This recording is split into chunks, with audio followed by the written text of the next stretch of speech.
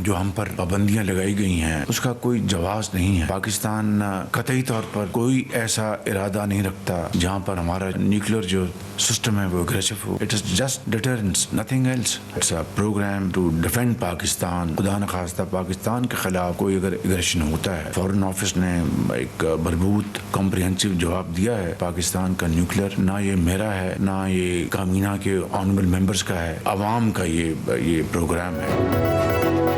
अमरीकी पाबंदियां बिला जवाज हैं। पाकिस्तान के जौहरी प्रोग्राम पर कोई समझौता नहीं होगा। पूरी कौम मुत्तहिद है। वज़ीर-ए-आज़म शहबाज शरीफ का वफाकी काबीना के इजलास से इज़हार ख्याल। कहा, पाकिस्तान का दिफाई निज़ाम जारियत के लिए नहीं है, दिफा के लिए है। पाकिस्तान अपने दिफा के लिए मजबूत इक़दाम करता रहेगा। एटमी प्रोग्राम 24 करोड़ अवाम का है जो हम सबको अजीज है। पूरी कौम इस प्रोग्राम पर यकसू और मुत्तहिद है। वज़ीर-ए-आज़म शहबाज शरीफ ने कहा, किसी की नीयत पर शक नहीं है। हुकूमती और अपोजिशन कमेटियां ऐसा हल निकालेंगी जो पाकिस्तान के बेहतरीन मुफाद में होगा। कौमी मुफाद को सामने रखकर गुफ्तगू होगी तो यकजहती को फ़रोग मिलेगा। कहा, दहशतगर्दी के वाक़यात में इजाफा हुआ, दहशतगर्दी के मुकम्मल खात्मे तक चैन से नहीं बैठेंगे। पाक फौज के जवान वतन के दिफा के लिए जाने दे रहे हैं।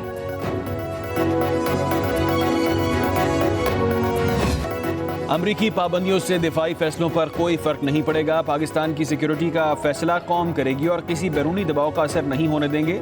तर्जुमान दफ्तर खारजा का अमरीका को 2 टोक पैगाम। मुमताज़ ज़हरा बलोच ने कहा कि पाकिस्तान पर माजी में भी बहुत सी पाबंदियां लगीं। हमने अपनी सिक्योरिटी पर तवज्जो मरकूज़ कर रखी है और मुस्तकबिल में भी ऐसा ही होगा। अमरीकी इक़दाम पाकिस्तान की दिफाई पोजीशन को कमज़ोर नहीं कर सकते। खित्ते में मिसाइल सिस्टम्स और जौहरी टेक्नोलॉजी की दौड़ का आगाज़ भारत ने किया। बड़ी ताकतों को भारत के खिलाफ सख्त इक़दाम उठाने चाहिए। यूरोपीय यूनियन के बयान पर रद्द-ए-अमल में तर्जुमान दफ्तर खारजा ने कहा, पाकिस्तानी आइन में अंदरूनी मामलात हल करने की सलाहियत मौजूद है। कौम अपने अंदरूनी मसाइल को हल करना जानती है। इस मामले में किसी बैरूनी मुदाखलत की ज़रूरत नहीं है।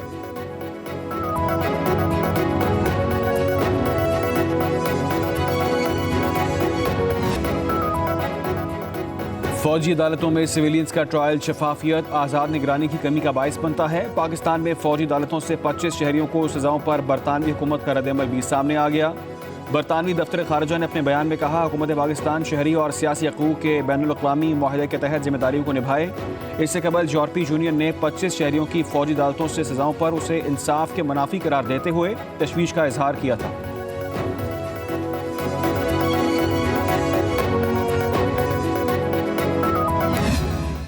आपका इंफ्रास्ट्रक्चर अब मोटरवे शोटरवे नहीं रहा। आपका इंफ्रास्ट्रक्चर वो ब्रॉडबैंड है, वो बैंडविड्थ है, वो हाई स्पीड कनेक्टिविटी है जो ना सिर्फ हम सबको एक दूसरे से जोड़ते हैं मगर आपको दुनिया से जोड़ता है। आपने हुकूमत को, आपने हमारे इन कोशिशों को रेजिस्ट करना है। अगर इस मुल्क में जब हम जमहूरियत की बुनियाद रख रहे थे तो जदोजहद हुआ, किसी ने हमें ये तो तोहफा में नहीं दिया कि आप जमहूरी मुल्क।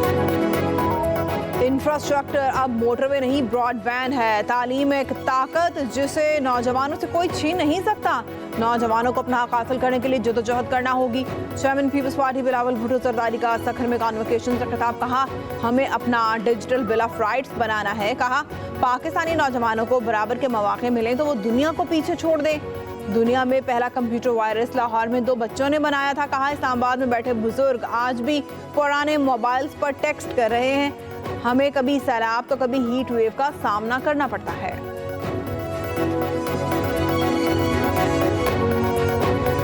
खान साहब से ये हमारी रूटीन की मुलाकात थी। ट्यूसडे को हम वकलात हैं तो आज हम 6 वकील मिले थे और खान साहब से मुलाकात हुई है। आधे घंटे की मुलाकात हुई। आज फैमिली की भी मुलाकात और ख़ान साहब को मैंने बताया है जो मुज़ाकरात शुरू हुए हैं। खान साहब ने कहा ठीक है, अच्छी बात है, मुज़ाकरात हो रहे हैं लेकिन एक टाइम फ्रेम होना चाहिए। उस टाइम फ्रेम के अंदर इसमें बेखरफ्त होनी चाहिए, यही बेहतर है। बानी पीटीआई मुज़ाकरात के लिए एक टाइम फ्रेम मुकर्रर करने के ख़्वाह हैं। बैरिस्टर गौहर की अडयाला जेल के बाहर मीडिया से गैर रस्मी गुफ्तगू। कहा, मुज़ाकराती कमेटियों का पहला इजलास गैर रस्मी था। हमारे बाज़ अरकान गैर हाजिर थे। मुज़ाकरात के अगले दौर में अपने मुतालिबात हुकूमती कमेटी के सामने रखेंगे। मुज़ाकरात के हवाले से पुरुमीद हूँ।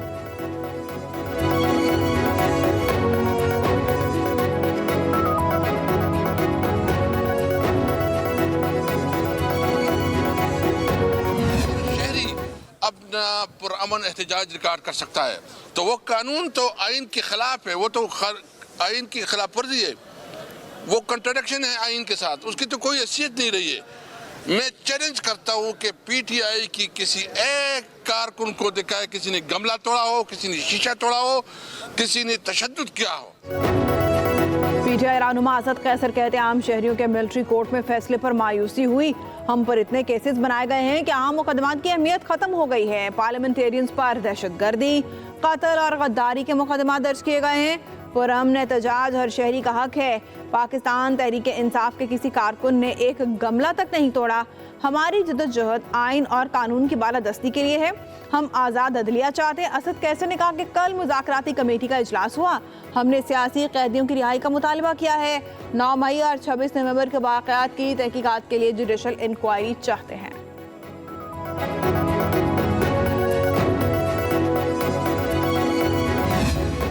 इसको पकड़ो, इसको बेल कराओ। ये इतना कीमती आदमी जो नेगोशिएटिंग टीम में जिसको होना चाहिए था, कल वो इस वजह से नहीं जा सका कि ये बेल करा रहा है अपनी। मुज़ाकरात की तो पहली चीज ये है कि कम से कम ये केसेस तो विड्रॉ करो। जो काम करने वाले हैं वो यहाँ फिरते रहेंगे और जो लूटने वाले हैं वो हुक्मरान की जमात के अंदर बैठे हुए हैं और आइन को तबाह कर दिया। 26वीं अमेंडमेंट लाकर सारा कुछ सत्यानाश कर दिया। 2012 में जब कहता था कि सब डॉक्टर साहब ये सब इकट्ठा हो जाएंगे, हमें यकीन नहीं आता था। सालिसी होती है जहाँ जेन्युइन डिफरेंसेस, वहाँ नहीं होती जहाँ कब्जा हो। सियासत में हिस्सा लेने वाले तमाम फौजी अफसरान के खिलाफ तहकीकात होनी चाहिए। साबिक सदर आरिफ अलवी की पेशावर हाई कोर्ट के बाहर मीडिया से गुफ्तगू। कहा, पाकिस्तान की बेहतरी के सितारे हरकत में आ चुके हैं। जुल्म का निज़ाम बदलने वाला है। बानी पीटीआई को दूर रखने के लिए जमहूरियत, अदलिया, आइन को तबाह किया गया। करप्शन माफिया मुतहरिक है और गरीब के पास खाने को नहीं। मुल्क में एक पैसे की सरमायाकारी नहीं आई। असल चीज़ है कि लोगों के मुकदमात और मसाइल हल हों। मुल्क के आइन और कानून को ठीक करना चाहिए था।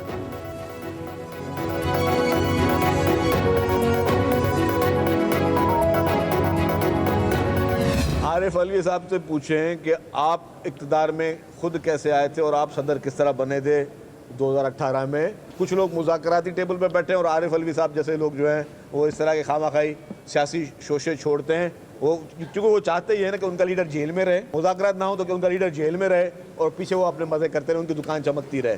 आरिफ अलवी साहब, आप खुद जो है आपको ऐसा माहौल पैदा करना चाहिए कि आप अपने लीडर की रिहाई के लिए कोशिशें करें। 9 मई के मुल्ज़मान को सजा मिलना पाकिस्तान का अंदरूनी मामला है। सीनियर सूबाई वज़ीर शर्जील मेमन की कराची में मीडिया से गुफ्तगू। कहा, यह नहीं हो सकता कि किसी एक को गिरफ्तार करने पर मुल्क को आग लगाने की बात की जाए। 9 मई जैसे वाक़यात में जो भी मुलविस है वो अपने गुनाह या गलती का खुमियाजा भुगते। आरिफ अलवी जैसे लोग आधा तीतर आधा बटेर हैं। शर्जील मेमन ने कहा, हम चाहते हैं पूरी दुनिया से सरमायाकारी पाकिस्तान आए। वफाकी हुकूमत ने गैर मुल्कियों के लिए वीज़ा पॉलिसी को आसान कर दिया है।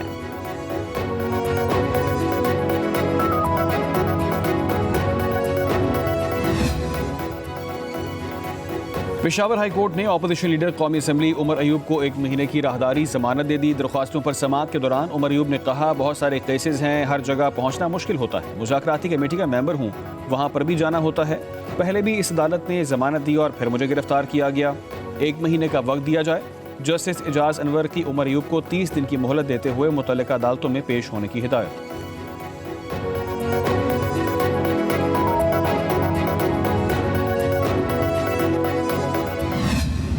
कौम की ख्वाहिश है कि मुज़ाकरात का नतीजा निकले। जुडिशल कमीशन 26 नवंबर और 9 फरवरी के केसेस पर बनता है, नई रोशनी पैदा होगी। पाँव पड़ी हुकूमत है ना, इसके साथ अवाम है। जो सपोर्ट है उसको भी ये सोचना चाहिए कि ये लोग ले डूबेंगे। मुज़ाकरात को मजाक की रात नहीं बनाना। मेरी दुआ है कि मुज़ाकरात कामयाब हो। मुज़ाकरात हो रहे हैं या मज़ाकरात, चंद दिनों में वाज़ेह हो जाएगा। साबिक वज़ीर दाखिला शेख रशीद की ATC रावलपिंडी में पेशी के मौके पर मीडिया से गुफ्तगू। कहा, पाकिस्तान की पॉलिसीज पर आलमी दबाव बढ़ रहा है। आलमी दबाव के बायस पाकिस्तान पर उंगलियां उठ रही हैं।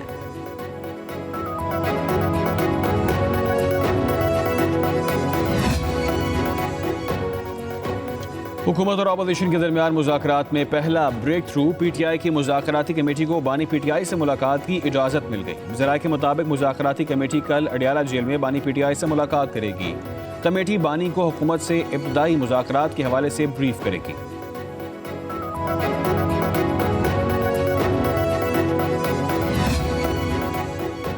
सुन्नी इत्तेहाद कौंसिल ने 26वीं आईनी तरमीम के खिलाफ सुप्रीम कोर्ट में दरख्वास्त दायर कर दी। तरमीम को गैर आईनी, गैर कानूनी और नाकाबिल अमल करार देने की इस्तदा। दरख्वास्त में कहा गया है कि तरमीम पास करवाने के लिए जबरी इक़दामात और गैर कानूनी तरीकों के इल्ज़ामात की तहकीकात की जाएं।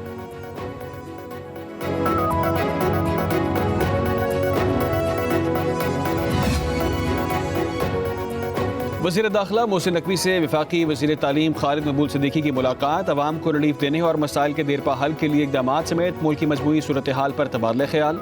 मोहसिन नकवी ने कहा, पाकिस्तान मुश्किल हालात से निकल रहा है, मुआशी इशारिये बेहतरी की तरफ गामज़न हैं। हर आने वाला दिन पाकिस्तान के रोशन मुस्तकबिल की नवीद सुना रहा है। खालिद मकबूल सिद्दीकी ने कहा कि मुल्क की तरक्की की राह में रुकावटें डालने वालों को अवाम की कोई परवाह नहीं है।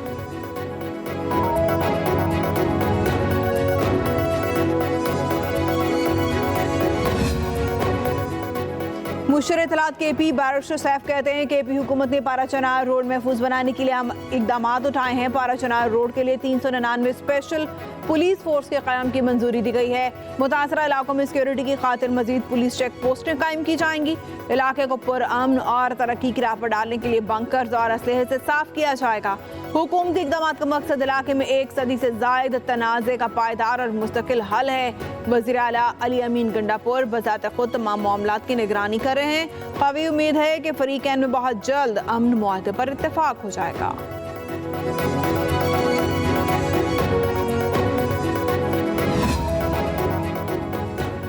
हुकूमत की नीयत ठीक है, ना ही ऑपोजिशन की। जेल जाना तो वज़ीर आज़म के ओहदे का हिस्सा है। जेल में अच्छी तरबियत होती है। साबिक़ वज़ीर आज़म शाहिद खान अब्बासी की मुल्तान में मीडिया से गुफ्तगू। कहा, हुकूमत और ऑपोजिशन के मुज़ाकरात कभी बंद कमरों में नहीं होते। सियासत में रास्ता अफ़ाम व तफ़हीम के ज़रिए ही निकलता है।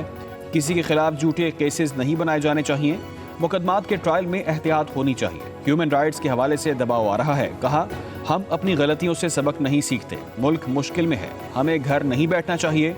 इक़्तिदार के लिए ज़मीर का सौदा नहीं करेंगे।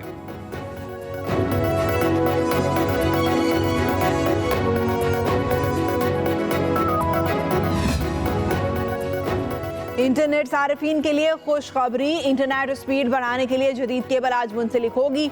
जदीद केबल अफ्रीका से मुंसलिक की जाएगी। 45,000 किलोमीटर तवील इंटरनेट केबल से स्पीड में बेहतरी आएगी। IT माहिरीन के मुताबिक केबल की गुंजाइश 180 टेराबाइट्स फी सेकेंड है। नई केबल के फंक्शनल होने से सोशल मीडिया ऐप्स समेत इंटरनेट की स्पीड बढ़ेगी।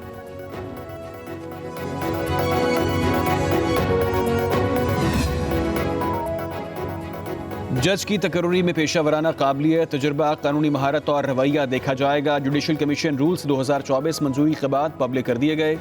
जुडिशल कमीशन ने अपने 2010 के रूल्स मनसूख कर दिए। नए रूल्स के मुताबिक कारकर्दगी, इब्लागी महारत और दयानतदारी की भी जांच पड़ताल होगी।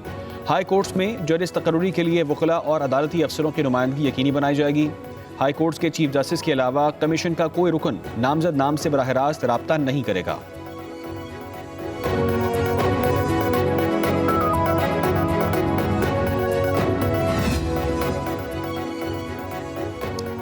सीनियर प्यूनी जज जस्टिस नेमतुल्लाह फिलपोटो ने बतौर कायम मुकाम chief justice Sindh high court हल्फ उठा लिया। गवर्नर सिंध कामरान तसूरी ने जस्टिस नेमतुल्लाह फिलपोटो से ओहदे का हल्फ लिया। तकरीब में सिंध हाई कोर्ट के मुअज़्ज़ज़ जजेस, सीनियर वकला और दीगर अहम शख्सियात शरीक हुई। चीफ जस्टिस शफी मोहम्मद सिद्दीकी की वापसी तक जस्टिस नेमतुल्लाह फिलपोटो बतौर कायम मुकाम चीफ जस्टिस अपने फ़राइज़ सर अंजाम देंगे। उधर वफाकी हुकूमत का जस्टिस अली बाकर नजफी को कायम मुकाम चीफ जस्टिस मुकर्रर करने का फैसला। चीफ जस्टिस आलिया नीलम 25 सितंबर से 2 जनवरी तक निजी दौरे पर बैरून मुल्क जाएंगी। जस्टिस अली बाकर नजफी की कायम मुकाम चीफ जस्टिस तकर्री का नोटिफिकेशन जारी कर दिया गया है।